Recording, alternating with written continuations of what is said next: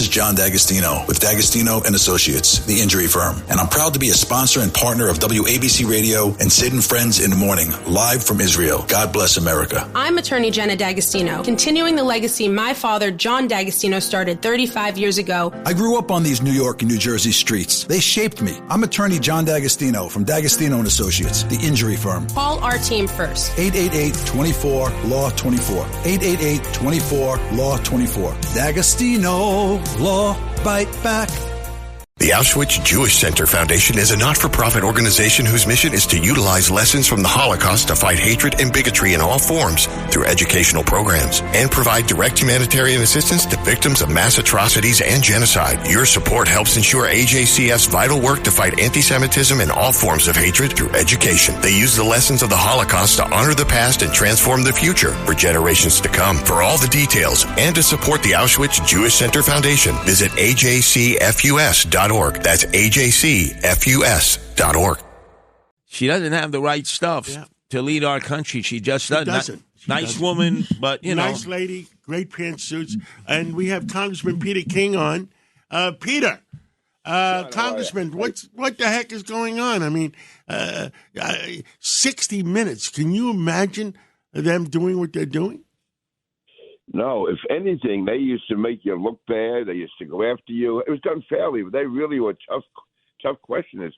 Apparently, with this one, they actually they gave an answer from her to another question, to another part of the question to make her look bad. I mean, to make her look good. Apparently, it was so bad they had to edit so much, and not just take things out, but actually move them around, move her words around. It's incredible.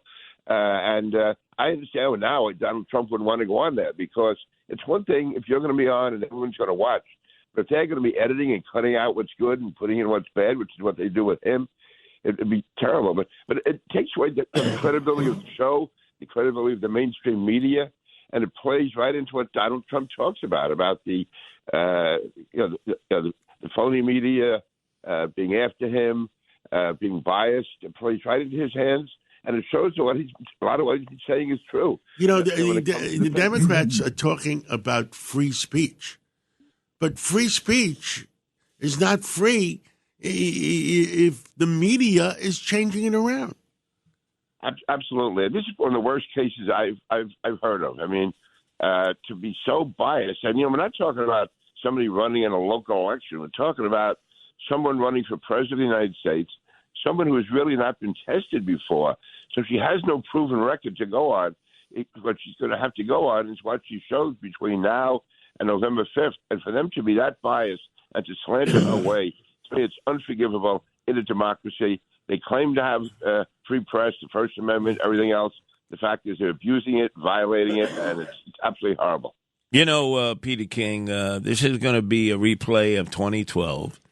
Where there's so much attention leading up to the actual vote and the counting of the votes.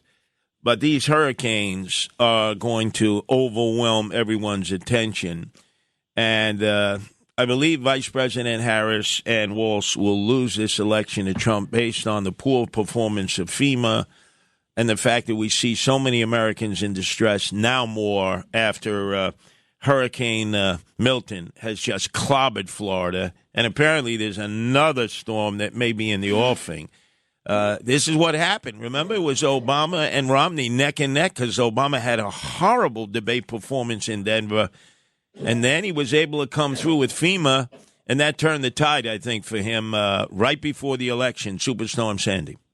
It did that also, plus Chris Christie going out and hugging Obama during Sandy. No, it did. Listen, natural disasters, you can't plan for them, but you have to plan for them. What it means is you never know when they're going to come. You can maybe 1 or 2 days notice, but you have to be ready 365, especially during hurricane season. So obviously the ball was dropped here. I think in North Carolina, besides FEMA, I think the governor of North Carolina also was not pre-positioned at all. So this is, again, you hate to make politics out of it, but the fact is that did have a real impact in 2012. There's no doubt about it. Obama looked good during that the terrible Hurricane Sandy, which devastated the Northeast, and God, it was absolutely horrible. But no, I agree with you. that Mother Nature could end up being a deciding factor in this campaign. Well, the big item is, how could Secretary Mayorkas says we're out of money? How can he say that to Americans that are suffering in South Carolina, Tennessee, Kentucky from Hurricane Helene? How can you say we're out of money? The federal government is not out of money. They have so many pots. It's unbelievable. And I've never, ever heard of the federal government being out of money. You are in charge of Homeland Security. Who is this guy, Mayorkas? Mayorkas, and I was in the Homeland Security Committee, and apparently he was, during the Obama administration, he had some kind of a role in Homeland Security. I was never aware of him at all. To me, he's put there strictly as a tool here of Biden to carry out liberal policies. And also the whole focus of Homeland Security has sort of gone away from terrorism and natural disasters. Instead, they're just there to facilitate immigration, which they succeeded in doing that. They succeeded in bringing immigrants in, bringing down the barriers, bringing down the guideposts. And Mayorkas has to be the worst secretary ever of almost any department. I can't imagine anybody worse than Mayorkas. And with all of this going on, there's still the fact there's a real terror threat in this country because our borders have been so open and so many terrorists have been able to come in. Well, I saw former President Obama yesterday in Pennsylvania and stumping, trying to get black men to come on board for Harris. This is an indication that they have a problem. Never before have the Democrats had to spend whatever capital they have going into black communities or targeting, in this case, black men to vote for their candidate, Harris. If they got to spend all their capital doing that, they can't win this election. They can't win this election. That should have been a slam dunk for them. You know, folks, the whole world is talking about Bitcoin. Want to know why? Maybe it's because Bitcoin rose in value over 150% last year, and this is just the beginning. Bitcoin is online investing that anyone can do. Visit bitcoinuniversity.org today. Take a master class. Download the Book of Bitcoin and take your investment portfolio to the next level. Visit bitcoinuniversity.org and discover all that a Bitcoin can do for you. That's bitcoinuniversity.org, bitcoinuniversity.org. The cold winter weather is coming, and the team at Peerless Boilers, they're ready to help you prepare for this season. It's time to make sure your home is nice and warm for the cold weather. Save loads of money on your fuel bill. Do it now before it's too late and you've got a mess on your hands. Start thinking about replacing your old beast of a boiler with a new high-efficiency Peerless Boiler. Go to peerlessboilers.com, pop in your zip code, and you'll find a dealer near you. Remember, Peerless Boilers, the world's best-built boilers, and proud sponsor of Sid and Friends in the Morning, live from Israel. Yeah, I mean, in almost every election, the African-American vote has been solid for Democrats. You would think now, with an African-American at the top of the ticket, that would just be a guarantee, and they'd be going into other areas to try to win over other votes that they ordinarily wouldn't get. The fact that they have to use Obama, who is he's their big gun, use him and use him in the African-American community shows how concerned they are about either that community not voting for Harris the way it should, or not voting at all. And some may actually even vote for Trump. So, I mean, it's definitely a realignment going on here. And I can tell you, I don't want to get overconfident. We still have, 5 weeks to go. Wait. You got 27 days to go. 3 weeks. Okay, 27. You're right. 27 days to go. Less than 4 weeks. It's October 11th today. And November 5th? Oh, my God, that's scary.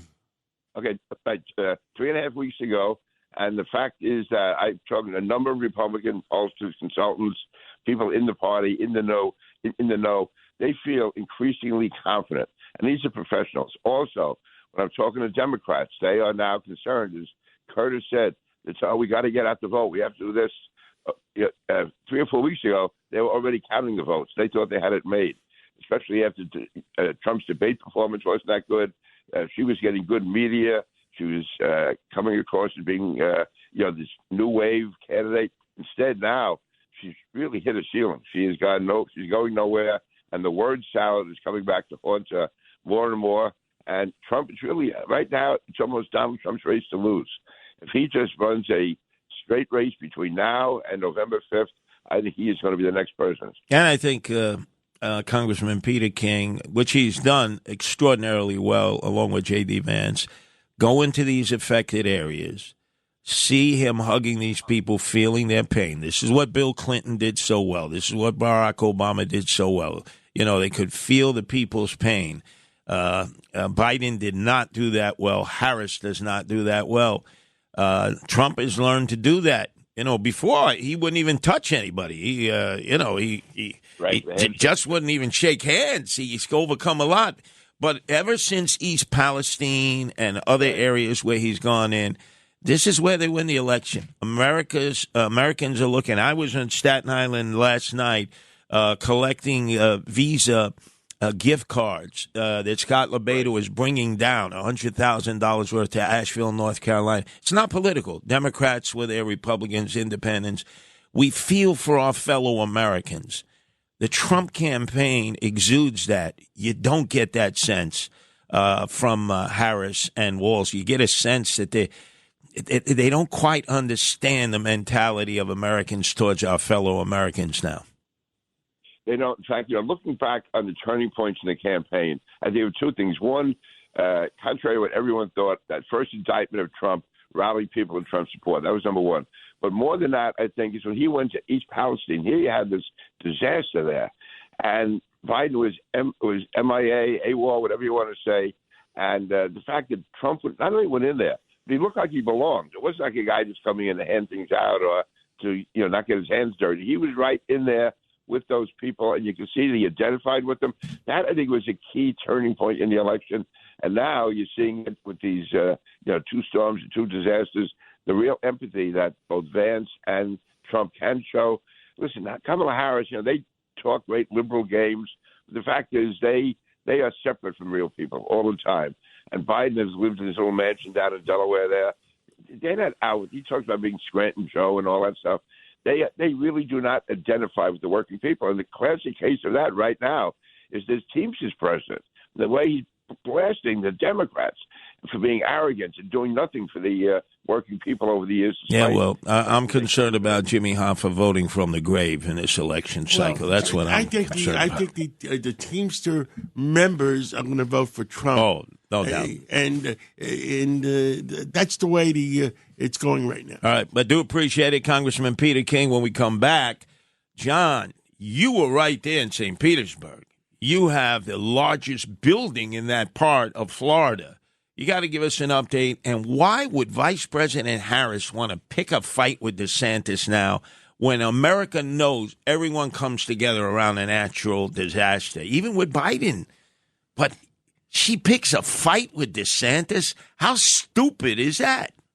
Talk Radio 77 WABC. You know, folks, the whole world is talking about Bitcoin. Want to know why?